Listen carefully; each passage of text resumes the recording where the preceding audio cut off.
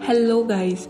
इस फिल्म की स्टार्टिंग में हमें जो और स्लिंगमैन को दिखाते हैं, जहां जो स्लिंगमैन को अपने सेक्सुअल एक्सपीरियंस के बारे में बताने वाली थी, पर उससे पहले ही वो स्लिंगमैन को कहती है कि मुझे नहीं लगता कि तुम यहाँ मेरी स्टोरी सुनने आए हो, क्योंकि कब से तुम इधर उधर की बातें कर रहे हो।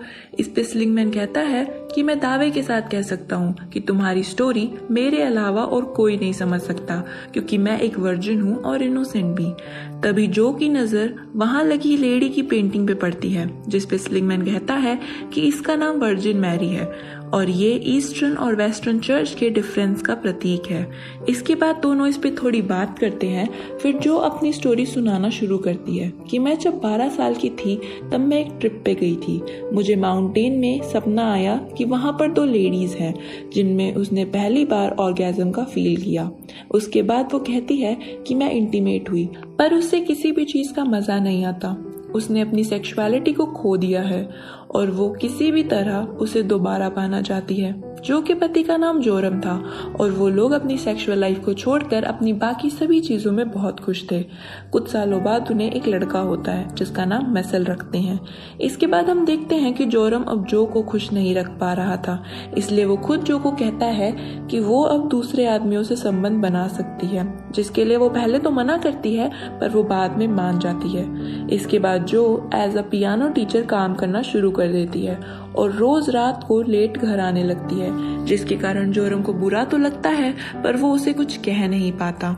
ऐसे ही करते करते 3 साल बीत जाते हैं और अब जो की सेक्सुअलिटी काफी ज्यादा बढ़ चुकी थी। उसे एक दिन ऑफिस के बाहर एक ब्लैक अमेरिकन दिखता है, जिसके बारे में जानने के लिए वो अपने ऑफिस के एम्प्लॉय को उसके पास भेजती है और फिर उसी से बोलकर उसके साथ इंटीमेट होने का बोलती है, जो कि वो ब्लैक अमेरिकन उसके लिए हाँ कर देता है। अगले सीन में हम रूम में जो को उसका वेट करते हुए देखते हैं, जहां वो ब्लैक गाय अपने भाई को भी साथ लेकर आया होता है और तीनों इंटीमेट होते हैं। उसके बाद जो के नाम के आदमी से मिलने जाती है।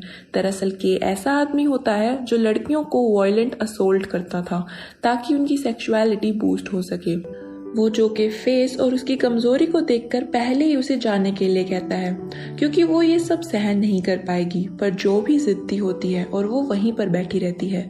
फिर जो की बारी आने पर वो उसे कहता है कि मैं तुम्हें बाहरी डेमो देना चाहता हूँ, जिसके लिए जो मान जाती है।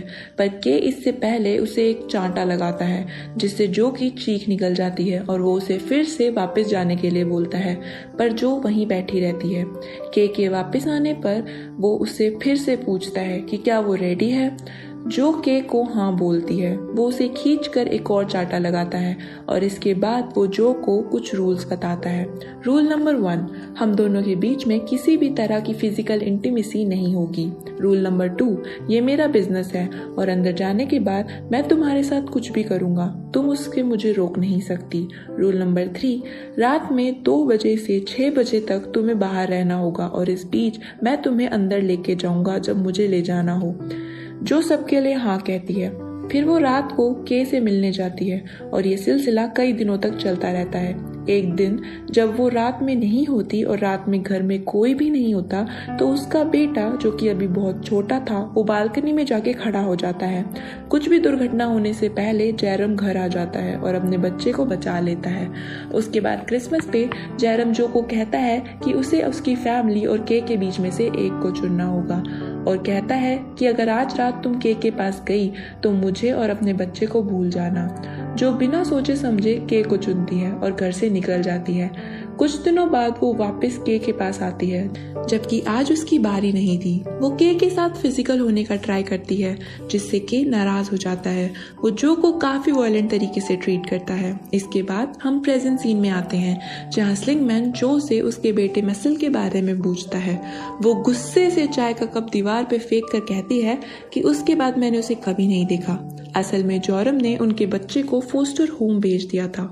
उसके बाद जो स्लिंगमैन को बताती है कि एक दिन जब जोरम मेरे लिए काफी महंगी डायमंड रिंग लाया था, तो मैंने मजाक में उसे गलती से जलती हुई चिमनी में फेंक दिया, जिसके लिए वो मुझ पे बहुत गुस्सा हुआ था।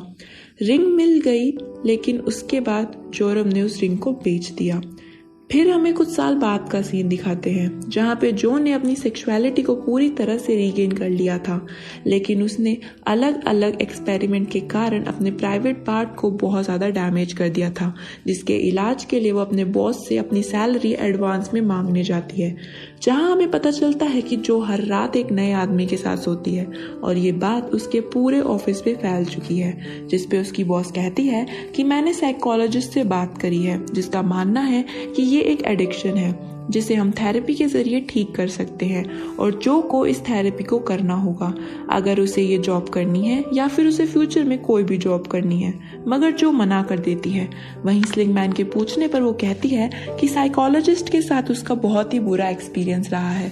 एक बार वो गलती से 11 वीक्स प्रेग्नेंट हो गई थी और वो हॉस्पिटल में अपना अबॉर्शन कराने गई थी, लेकिन डॉक्टर ने कहा कि उसे साइकोलॉजिस्ट से कंसल्ट करना होगा। तो जो ने ऐसा ही करा। वो साइकोलॉजिस्ट के पास गई, लेकिन उसके सवाल से वो इतनी ज़्यादा परेशान हो गई कि उसे लास्ट में उसके साथ गंदा बिहेव करना पड़ा और वो वहाँ से चली आई। उसने मेडिकल की बेसिक पढ़ाई तो कर ही रखी थी, इसलिए उसने घर जाके अपना अबॉर्शन खुद ही कर लिया। इस बात को लेकर जो और स्लिंगमैन की बहुत ज़्यादा बहस होती है और स्लिंगमैन उसे कहता है कि तुम्हें पता है ना, इससे तुम्हारी जान भी जा सकती थी या फिर तुम्हारी जान को इतना ज़्यादा खतरा था। आगे हम जानते हैं कि ऑफिस के प्रेशर में जोए एक साइकोलॉजिस्ट का ग्रुप ज्वाइन कर लेती है और वो उसे कहते हैं कि वो अपने घर से वो सारी चीज़ों को छुपा दे जिससे उसे इंटीमेट फील होता है, और जोए ऐसा ही करती है। तो इसके कारण वो 3 वीक तक इंटीमेट नहीं होती और वो साइकोलॉजिस्ट को बताती है कि वो 3 वीक से इंटीमेट नहीं हुई है। तब उसे मिरर में अपना यंगर वर्जन का रिफ्लेक्शन दिखता है और वो सोचती है कि वो जैसी है वो वैसी ही सही है और वो उन साइकोलॉजिस्ट का इंसल्ट करती है। प्रेजेंट में जो स्लिंगमैन से कहती है कि उसे समझ नहीं आ रहा था कि वो अपनी कहानी को कहाँ ख़त्म करे। तभी वो दीवार पे चाय के कप को फेंकने से जो निशान बना था उसे देखती है। वो शायद एक गन का निशान था, तो उसे समझ आ जाता है कि उसे अपनी कहानी कहाँ ख़त्म करनी है। वो स्लिंगमैन को कहती है कि मुझे समझ आ चुका है कि सोसाइटी के लिए मैं नहीं बनी हूँ और इस सोसाइटी में मैं रह भी नहीं सकती थी। इसीलिए वो सोसाइटी के डार्क साइड की ओर जाने का डिसाइड करती है, जो कि एक ऑर्गेनाइज्ड क्राइम है। इसके लिए वो एल नाम के एक बंदे से मिलती है जो कि पहले से ही जो को जानता था। तो वो उसे डेप्थ कलेक्शन के बिजनेस में डालता है, जिसमें जो को पैसा वसूल करना था, और उसे 2 बॉडीगार्ड भी मिलते हैं और जो इसे बहुत अच्छे से करती है और इसमें काफ़ी सक्सेसफुल भी होती है। एक दिन एल उसे कहता है कि उसे अपना सक्सेसर चुन लेना चाहिए, जिसे उसे अपनी तरह ही ग्रो करना होगा। एल उसे पी नाम की एक 15 साल की लड़की को सजेस्ट करता है जो क्रिमिनल फैमिली से ही बिलोंग करती है और उसके फादर अभी जेल में है। उसकी मॉम ड्रग्स के ओवरडोज से मर चुकी थी। जो पी को फॉलो करती है और उसे ट्रैक करते हुए वो किसी तरह से उससे दोस्ती कर लेती है। पी को उससे मिलकर ऐसा लगता है कि उन दोनों के बीच में कोई स्पेशल बॉन्ड है। कुछ दिनों बाद जोई पी को अपने घर मूव ऑन करने के लिए कहती है और पी भी वहां आ जाती है, जहां जो उसे अपने डेप्थ कलेक्शन के बिजनेस के बारे में सब कुछ सिखाना शुरू कर देती है, जिस दौरान दोनों के बीच फिजिकल इंटीमेसी डेवलप हो जाती है। यहीं एक ऑपरेशन के दौरान जो देखती है कि वो गलती से जोरम के घर पहुंच गई है, पर वो उसके सामने नहीं जाना चाहती थी, तो वो पी को इसके लिए भेजती है, जिसे वो सक्सेसफुली कर भी लेती है। पर कुछ दिनों बाद उसे पता चलता है कि उसने पी को वहां भेजकर बहुत ही बड़ी गलती कर दी है, क्योंकि अब पी और जोरम रिलेशन में है और ये देखकर वो काफी दुखी होती है और वो जोरम को मारने का सोचती है, जिसके लिए वो गन लेके जाती है। जब वो जोरम और पी को साथ देखती है तो वो जोरम के ऊपर गन फायर करती है, लेकिन वो काम ही नहीं करती और जोरम उसे बहुत मारता है और उसके सामने ही पी के साथ इंटीमेट होता है। प्रेजेंट सीन में हमें जोय और स्लिंगमैन का दिखाया जाता है, जो कि इस बारे में बात कर रहे होते हैं कि आखिर उस गन ने काम क्यों नहीं किया।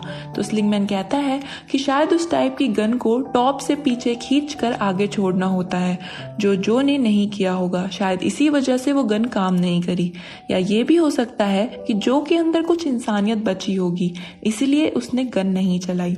इसके बाद जो की सेक्स एक्सपीरियंस कहानी यहीं खत्म हो जाती है और वो स्लिंगमैन से कहती है कि अब वो सोना चाहती है तो वो रूम से चला जाए, तो स्लिंगमैन भी उस रूम से चला जाता है।